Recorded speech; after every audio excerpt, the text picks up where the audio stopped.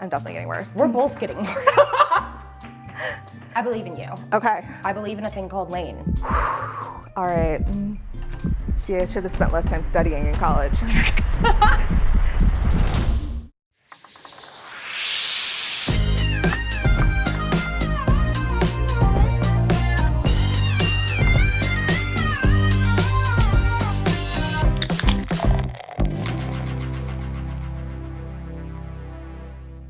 Layne Fargo has a background in theater, women's studies, and library science, so it's only fitting that she now writes deliciously dramatic, unapologetically feminist stories for a living. She's the author of the psychological thrillers They Never Learn and Temper, as well as co-author of the best-selling Young Rich Widow series. She is also the author of The Favorites, which you have probably seen everywhere, and if you haven't, what are you doing? Where are you looking? Because there is nowhere you can look and escape this book. Anyway, welcome to Book Pong. I am Becca Grishow, and we are here today with Layne Fargo, author of The Favorites. Layne, how are you? I'm great. And when is the last time you played beer pong? Never. I was very uncool in college. I don't know what to tell you. I was reading a lot. Well, not going to parties. And there you go. It turned out all right, I would say. Luckily, this is Book Pong, so it's a little bit different. I know you're here to talk about The Favorites today, which is great. I have 6 cups here, each with a question. If you make a shot into one of these cups, I'm gonna ask you that question. We're gonna talk about this book. Unfortunately, I kind of want to talk about literally anything else. So, in the cups by you, when I make a shot, some of those have some silly questions, some quotes from the book that are gonna lead us to some irrelevant questions, and we're just gonna play and see who the real frat star here is. Are you ready? Yes. We're gonna throw it at the same time on the count of 3. It might be that neither of us make it, but if one of us makes it, that person will go first, okay? All right. 1, 2, 3. Amazing. We both suck. You can go first then. Okay. Oh, see? There we go. You're hustling me. This is a great question to start with. There is a joke in your book, The Favorites, about people who don't know a twizzle from a 1-foot turn. What is the difference between a twizzle and a 1-foot turn in ice skating? Okay, so a 1-foot turn is exactly what it sounds like. You're on 1 foot and you're turning, sometimes just like once in one direction, the other way, depends. A twizzle, this is, even though it has a very silly name, is the most challenging element in ice dance. So it is on 1 foot still, but spinning right next to your partner, and you have to be in exact synchronization or you get points taken off. And the closer you are, the higher your score. But if you get too close, you can hit each other and fall over, and then you're in trouble. Yikes. Has that happened? Oh, yeah. Terrifying. Injuries. Yes. A couple other ice skating terms. The kiss and cry. Can you explain what that is? Yeah, so the kiss and cry is the area where skaters get their scores after they perform. So they'll usually go and sit on like a little couch or something with their coach and wait for the scores. And so called because like if you get a good score, you'll be happy and you kiss each other. And if you get a bad score, you're gonna cry. Sure.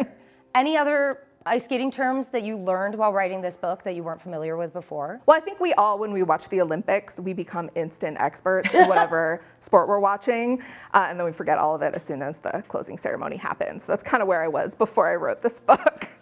But now it will never leave you. Yes, now it's permanently in my brain. Okay.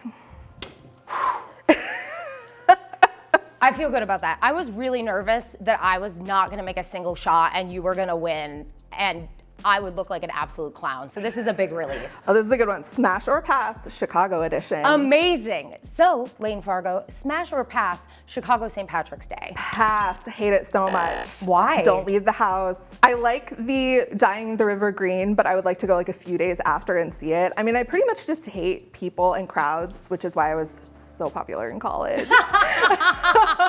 But yeah, pass for sure. Like hide in the house all day. Smash or pass deep dish pizza? Pass. Not good? It's not pizza, it's a casserole. That's very fair. That is very fair. Smash or pass the bean? Smash. I like the bean. Okay. Although the artist who made it is kind of like a hilarious douchebag. So Yeah, I have heard that. I like the joke about the secret restaurant inside the bean. I mean, the very real information about the secret restaurant inside the bean. Yeah. everyone who comes to the city should definitely Should check make that sure out. you get a reservation. But I love that the artist is so insistent that it's not the bean. It's called Cloud Gate. And I'm like, why did you make a giant sculpture shaped like a bean if you don't want us to call it that, bro? What do you expect? I got lucky that time. I don't think so. I think you have a real talent. Okay. See? All right. The ending of The Favorites has garnered some mixed responses. Do you care to make a statement regarding the conclusion of Heath and Kat's love story? I will say, I think I can avoid spoilers here. I will just say, even if where they end up at the end is not what you would choose for your life, it is absolutely what is right for them. And I really wanted the ending to feel like bittersweet, sort of. So it's like not maybe what they wanted or thought was a happy ending for them, but it's what they ultimately need and will truly make them happy. I love that. Well spoken, and I love the ending. I thought it was excellent. So, Okay. It stumbled in, but it got there. So this is a quote about Kat and Heath's nude shoot for the ESPN body issue. That nude shoot they did was an attack on bisexuals everywhere. And you are bisexual. I am. So am I. What would you say was an attack on you? Is there a piece of media that you would say is an attack on you as a bisexual person? So many. I mean, like the OG is The Mummy. That's like the classic. That's an attack on all of us.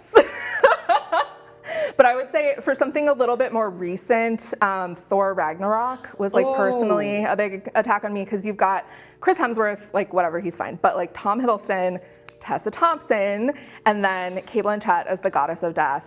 I'm like, please step on me, please destroy me.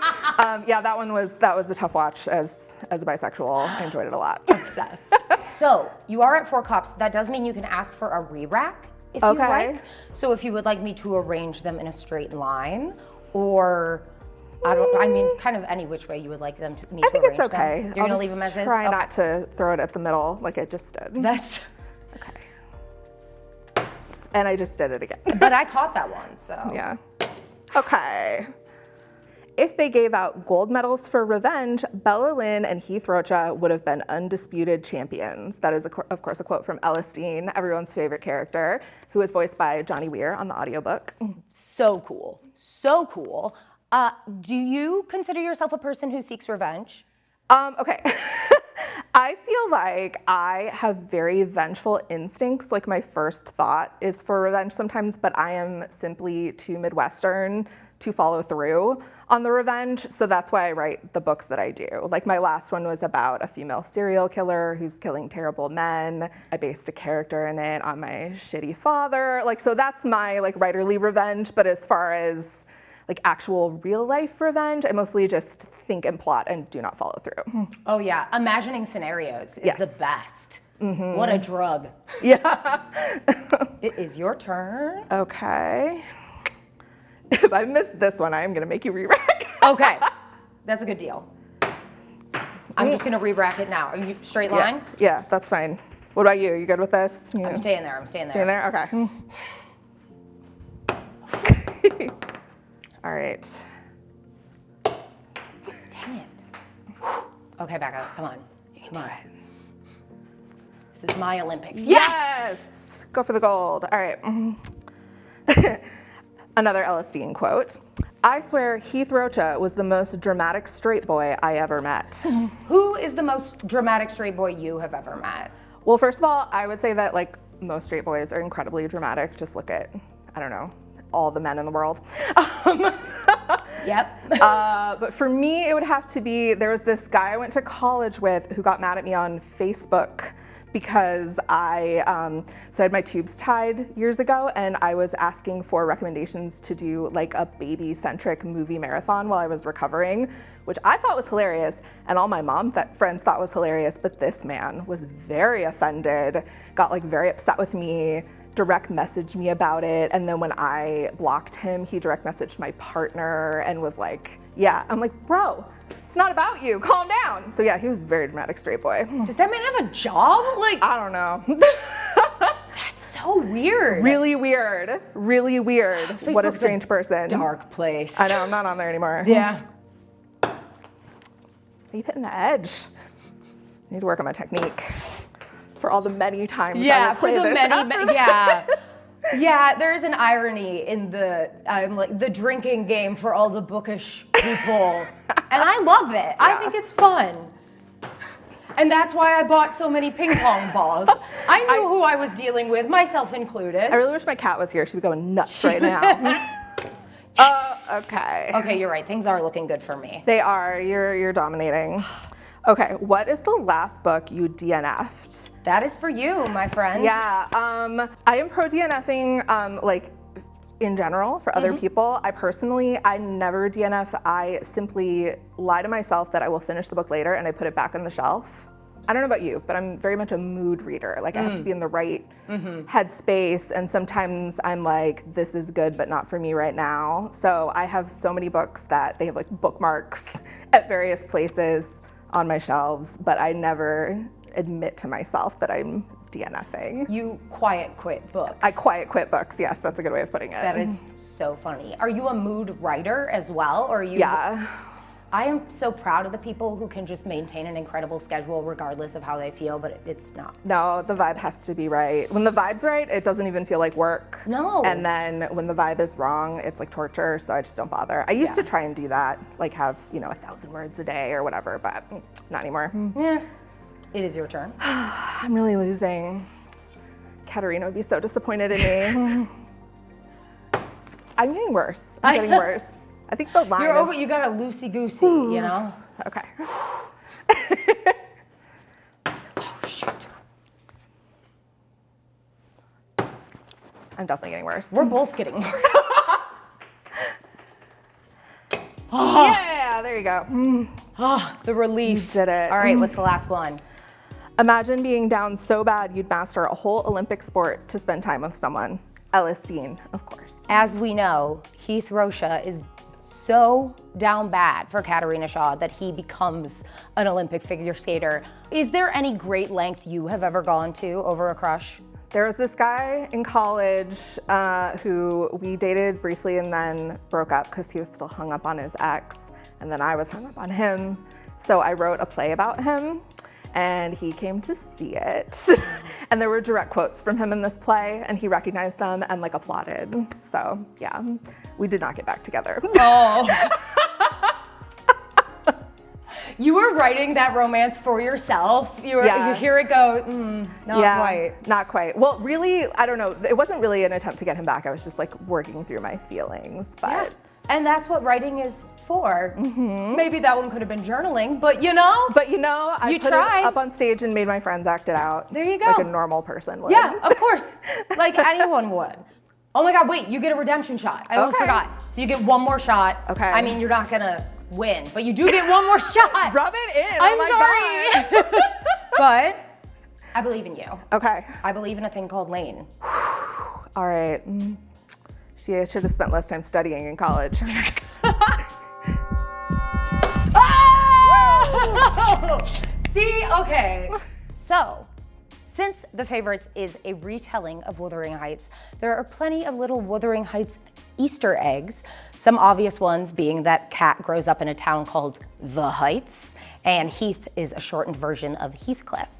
Do you have a favorite Easter egg in this book, or one that maybe readers haven't really found yet? Yeah, so I keep waiting, especially because it's sold in Portugal and in Brazil now. I keep waiting for someone to call me on this, but the last name, Rocha, it's Portuguese, and it actually means cliff, so his name is literally Heathcliff. Has no one caught that? No one has brought it up. I feel like someone must have caught it, but they haven't. Yeah, I need to talk to one of my Portuguese translators. They probably were like, okay, ugh. That is so funny, and of course, I'm like, oh, I can't believe I missed it. Of course I missed it. Why would I know that? But that's so clever. It's a little joke with yourself. Yeah, it's fun to put stuff like that in there. Well, I know you did not win, but I really do think for your first game of beer pong, book pong, whatever, you really made a good showing for yourself. I tried. You should be proud. You should be very proud. Well, The Favorites is available everywhere. If you haven't read it, again, what are you doing? It is so good. And Layne, where do you want to be found? So my website is laynefargo.com, and then I am on Instagram at Layne Fargo. For now, I think about deleting it all the time, but for now you can catch me there. All right, sounds good. Well, thanks for playing. Thanks for having me.